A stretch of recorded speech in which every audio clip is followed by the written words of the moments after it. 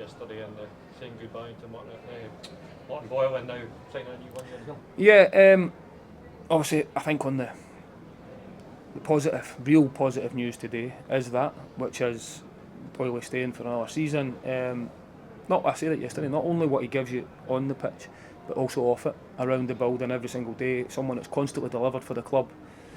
And he's just felt that it's right for him and his family.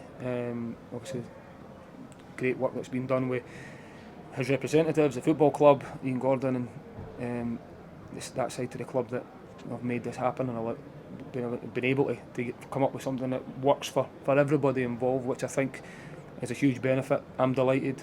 Everyone is delighted with that news, as you would expect, because of what he brings to the club and what he's delivered for the club. So I'm delighted that Boyle will be staying for another year. What was your thoughts on the atmosphere? It seemed as though a lot of the time attention was maybe elsewhere, even from the home crowd. I certainly didn't get that. I understand why you would ask the question, because once the game starts, you're fully engrossed in the game. Clearly there was a few roars at either end at times, which clearly, from a Hibs point of view, wasn't what we were producing on the pitch at the time. It wasn't as if we had scored. So I think you are aware of noise round about you, but no, I was fully focused on the game.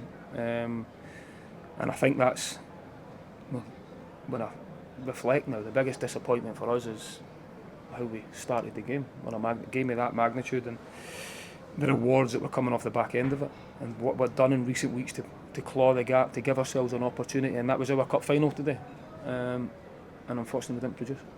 In what way can you bridge that gap to Motherwell and obviously the top three as well? When you talk about bridging the gap to Motherwell, we put ourselves in a position today that if we'd won the game at home against Motherwell, we'd have went above them. And a team that's done really well, a lot of plaudits, and rightly so, for how they've played this season. Not just them, but Falkirk as well, been a real strong addition to the league. You look at how far Hearts have pushed Celtic right to the very end today, so how tight the league was this season. And I'm sure every coach, manager up and down the country will look at games and go, what if there, what if here?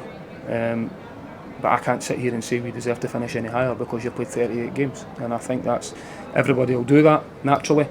But the league doesn't lie. Say it again, after 38 games Celtic have won the league. Congratulations to them, because they've been the best team over 38 games. It's been 38 games being played, everyone's played each other, and that's the reality situation. Motherwell over 38 games have finished above Hibs, and deservedly so, because that's what happens after 38 games. So a lot to reflect on, but from our point of view, if you look at last season, points tally this season, I think we're a couple of points, a point worse off maybe, which today was an opportunity.